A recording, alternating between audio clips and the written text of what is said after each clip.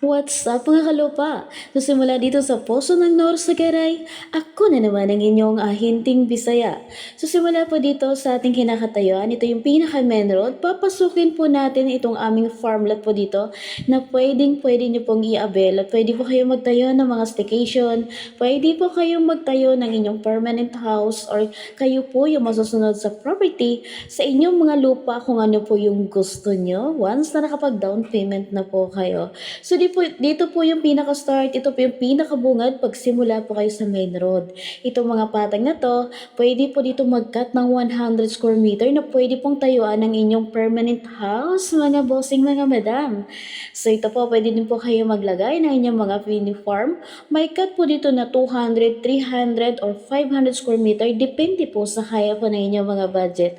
Ang property po dito, mayroon na rin po siyang linya ng kuryente, mayroon na rin pong source po ng tubig dito. So yan, kayo na lang po yung kulang dito.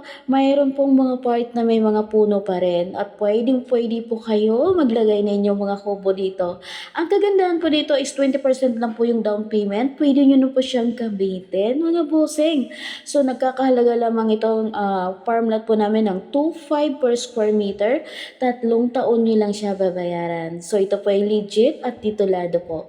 Sa mga gusto pong kumuha, ayan, mag-comment na po kayo agad dyan. Dahil ito po'y napakalapit lamang, halos 11 minutes drive lang simula sa National Highway.